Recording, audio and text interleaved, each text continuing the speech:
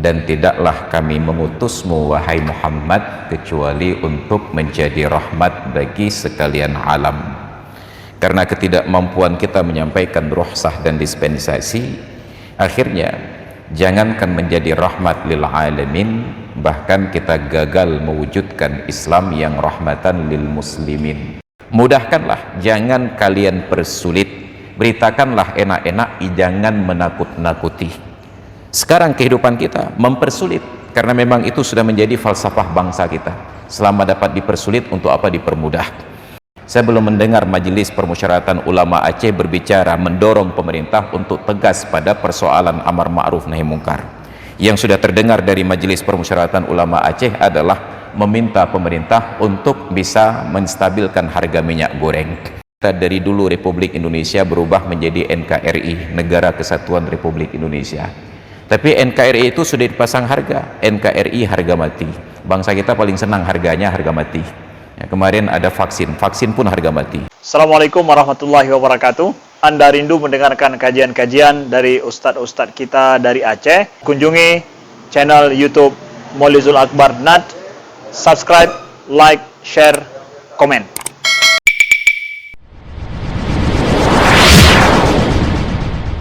Bini'matil imani wa bini'matil islam wa bini'matihi ma tatimmu salihati alaina jami'il alam.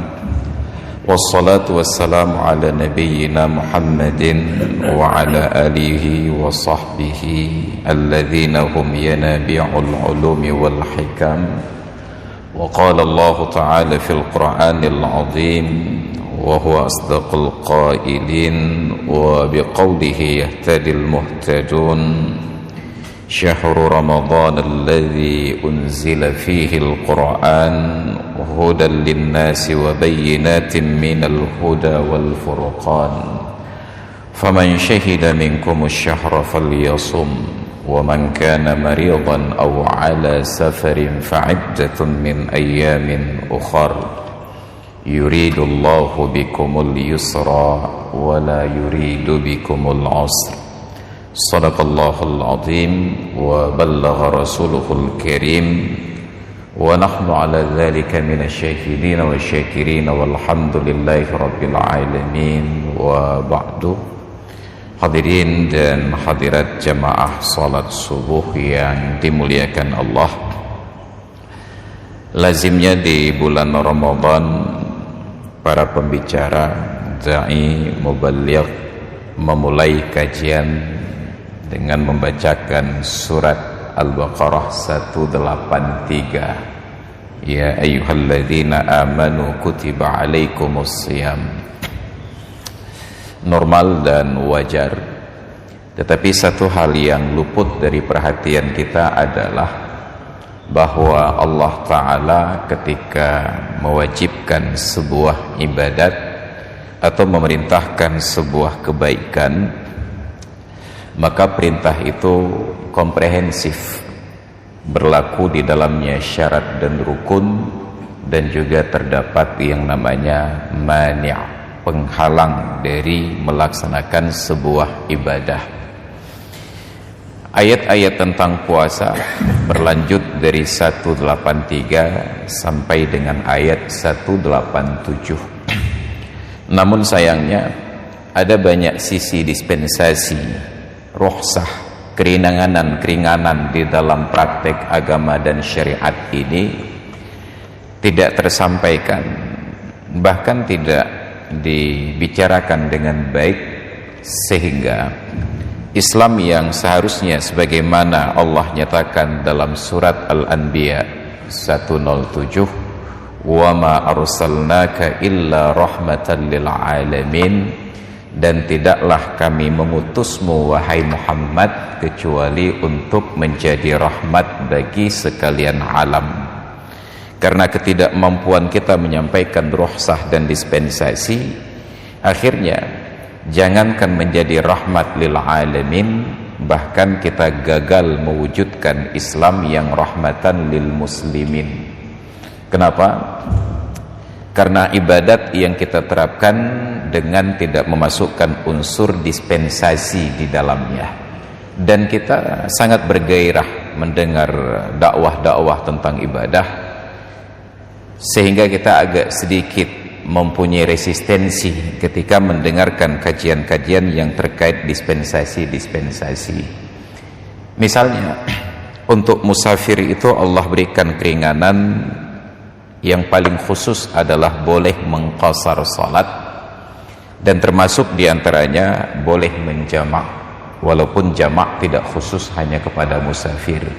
Berlaku jamak untuk para muqim yang ketika turun hujan di waktu zuhur atau waktu maghrib. Berlaku jamak untuk orang yang sedang sakit. Tetapi seolah-olah membicarakan dispensasi ini memberikan kesan orang yang membicarakannya itu sebagai orang yang malas beribadah.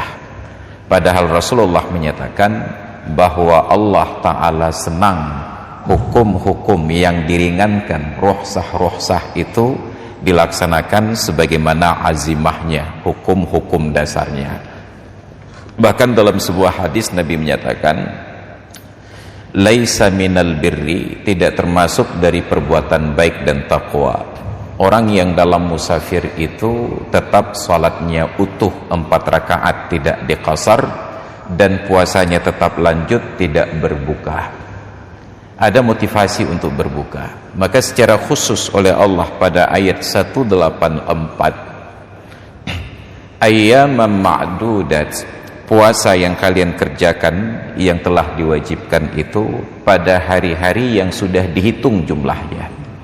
Dari sejarah kehidupan Rasulullah, beliau melaksanakan puasa sebanyak 9 kali Ramadan, karena puasa ini perintahnya wajib pada bulan Sya'ban tahun kedua setelah hijrah.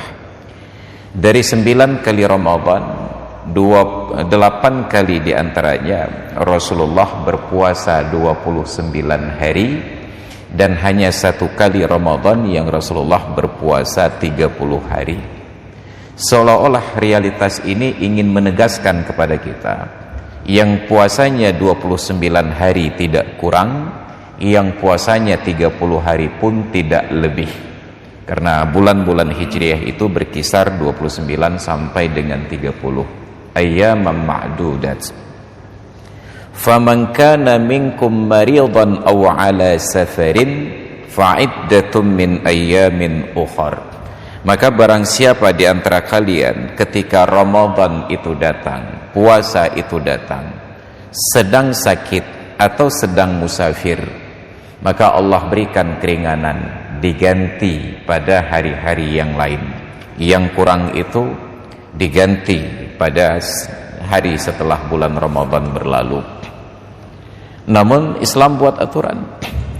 Memahami dari narasi ayat ini, faman kana minkum maridan, orang yang sedang dalam keadaan sakit puasa itu datang.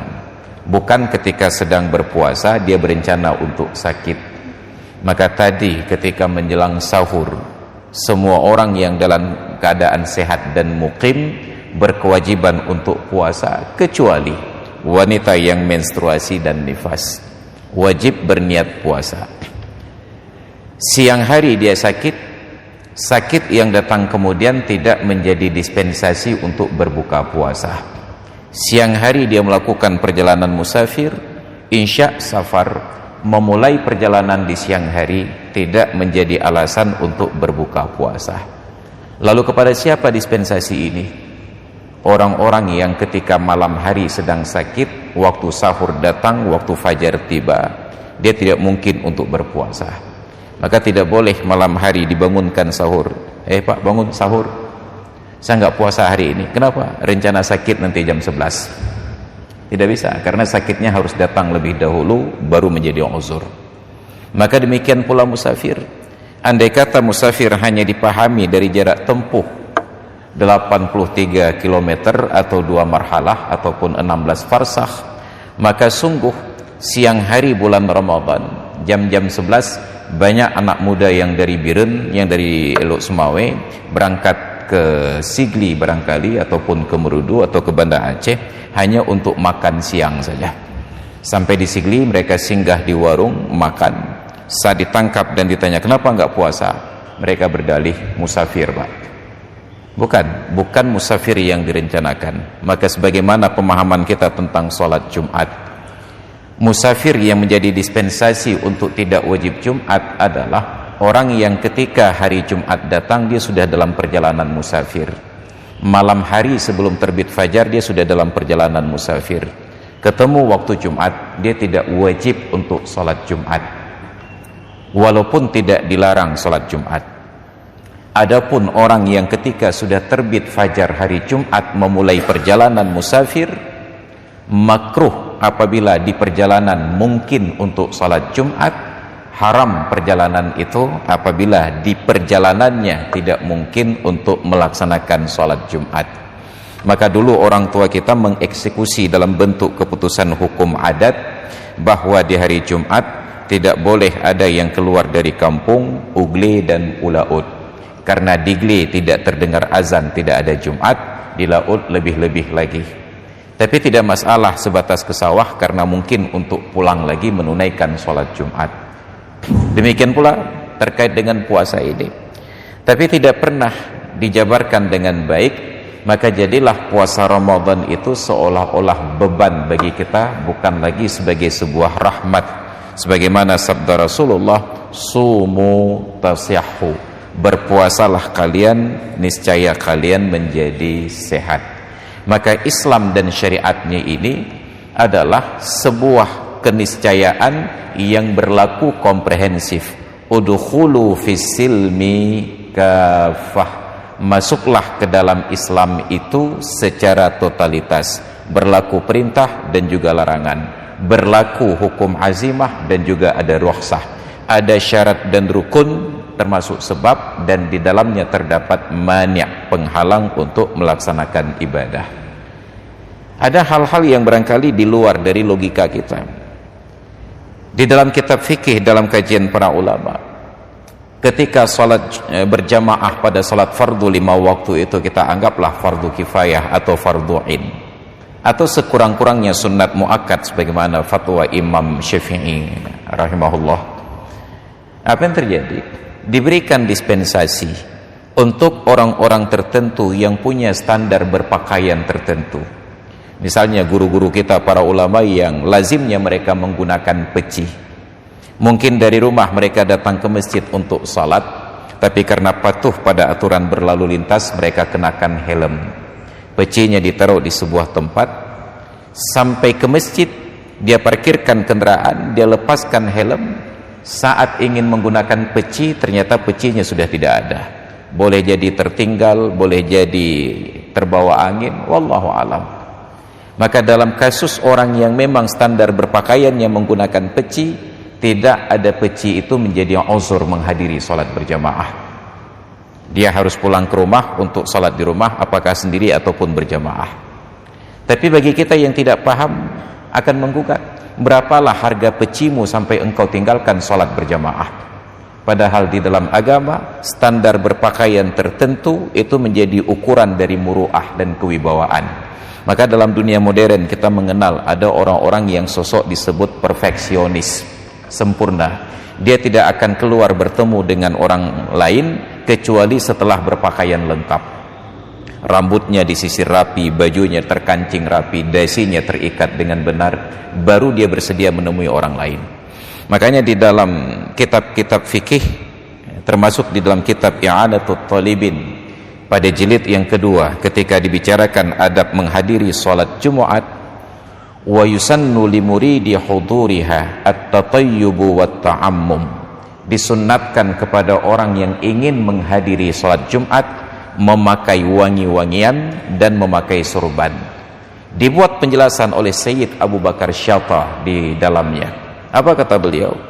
Wa mislul imamati sairus thiyabi fatankharimu muru'atu faqihin bilubsi thiyabin suqiyyin.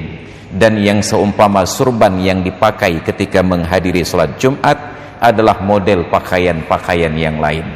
Rusaklah kewibawaan, hancurlah marwah seorang faqih karena menggunakan pakaian yang pasaran.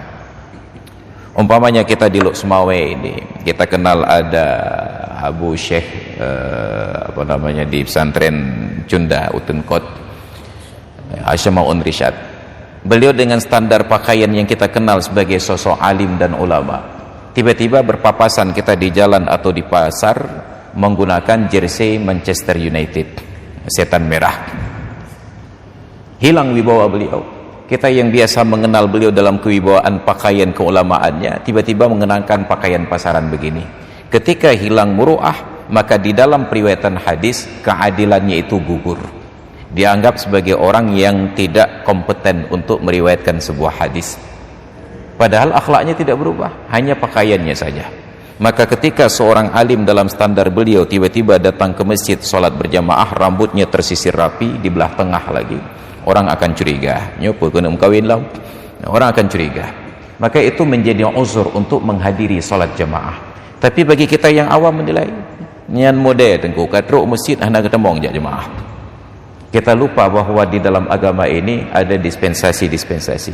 Itu baru ayat 184. Kita belum berlanjut pada ayat 185 ketika penegasan Allah Ta'ala, yuridullahu bikumul yusra wala yuridu bikumul usra.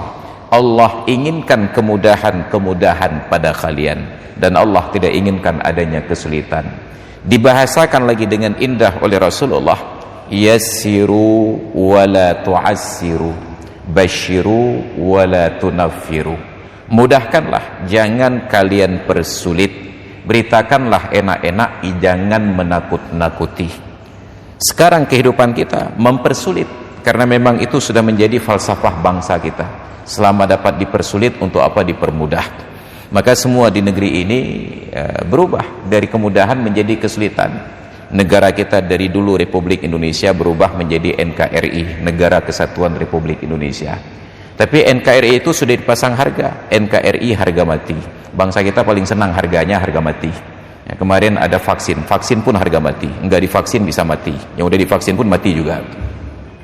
Ini datang bulan Ramadan, kita jadikan puasa itu harga mati. Padahal ada dispensasi orang-orang tertentu yang tidak boleh dan haram berpuasa, yang menstruasi, yang nifas. Nah pertanyaannya, kalau puasa harga mati, kita larang transaksi jual beli makan dan minum, pertanyaannya, orang-orang perempuan yang menstruasi dan nifas yang sedang musafir nginap 1-2 malam di negeri kita, di Aceh atau di Lok Sumawe, mereka akan makan siang di mana? Pulang ke rumah, rumahnya jauh, cari kerabat-kerabatnya tidak ada, cari warung-warung tutup semua. Maka Islam mengajarkan kearifan yang luar biasa. Tidak ada larangan di dalam Islam tutup warung siang hari bulan Ramadan. Yang ada adalah larangan makan dan minum di ruang terbuka di siang hari bulan Ramadan. Tidak ada perintah di dalam Islam ketika berkumandang azan tutup tempat usaha. Yang ada perintah di dalam Islam ketika berkumandang azan datang ke masjid menunaikan sholat. Maka kita yang dulu berangkat haji dan umrah ketika masih mungkin, bila kita ingat-ingat kembali pasar di sekitar Masjidil Haram dan Masjid Nabawi, ketika azan berkumandang tidak ada yang tutup, semuanya tetap terbuka, tapi orang-orangnya tetap ke masjid untuk salat. Beda dengan di Aceh, begitu azan berkumandang semua toko tutup, tapi orang nggak ada yang datang untuk salat. Padahal justru dengan menutup pintu toko tersebut lebih memudahkan orang-orang yang tidak ingin salat, karena wajahnya tidak terlihat dari jalan.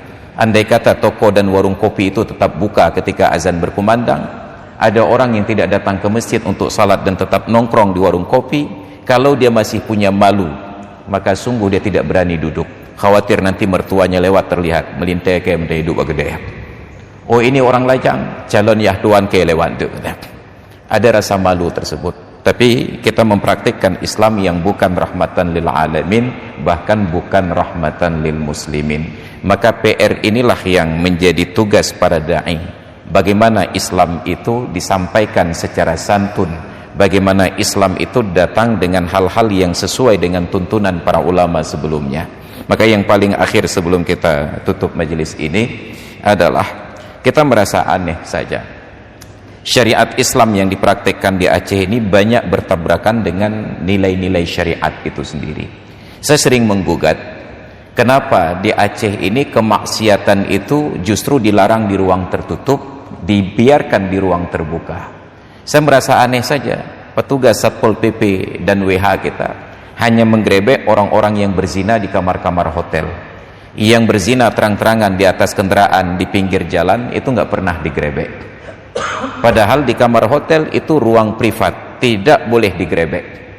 Kalau ingin mencegah sebelum masuk, bukan setelah masuk diketok pintu untuk bertanya apa yang Anda lakukan. Ruang amar ma'ruf nahi mungkar adalah di ruang publik. Maka Imam Ibnu Nuhas dalam kitab beliau Tanbihul Ghafilin an A'malil Jahilin menyatakan, salah satu syarat dari amar ma'ruf nahi mungkar ayyakunal munkaru zahiran bila tajassusin. Kemungkaran itu terlihat nyata tanpa harus dimata-matai. Tapi kalau harus ngintip dulu, diketok pintu, ditanya dulu, itu justru yang mengetok pintu yang sedang melakukan kemungkaran. Maka syariat yang kita terapkan adalah syariat yang bertentangan dengan nilai-nilai syariat itu sendiri. Sayangnya guru-guru kita tidak bersuara menyikapi kondisi ini ketika setiap hari, hampir setiap bulan ada pemberitaan bayi yang lahir di luar nikah dibuang di pinggir jalan, dibuang dalam tong sampah, dibuang ke dalam sumur. Belum ada langkah strategis dari pemerintah dan para ulama apa yang harus kita lakukan. Saya belum mendengar Majelis Permusyawaratan Ulama Aceh berbicara mendorong pemerintah untuk tegas pada persoalan amar ma'ruf nahi mungkar. Yang sudah terdengar dari Majelis Permusyawaratan Ulama Aceh adalah meminta pemerintah untuk bisa menstabilkan harga minyak goreng. Ya, karena bagi para ulama lebih bermasalah minyak goreng daripada bayi yang lahir di luar nikah tersebut. Nauzubillah summa nauzubillah. Itu persepsi yang terbangun. Maka kita tidak bisa salahkan orang yang salah penilaian ketika kita salah di dalam bersikap dan di dalam berbicara. Hadirin kaum muslimin jamaah salat subuh yang dirahmati Allah, demikian sekedar untuk kita saling berbagi dan saling mengingatkan di pagi hari yang berbahagia ini. Mudah-mudahan kita memposisikan Islam benar-benar sebagai syariat yang rahmatan lil alamin, dan kehadiran kita benar-benar juga membawa kesejukan bagi sekalian alam. Demikian yang dapat saya sampaikan. Terima kasih atas perhatian dan mohon maaf atas segala kekurangan. Hadanallahu wa iyyakum ajma'in. Assalamualaikum warahmatullahi wabarakatuh.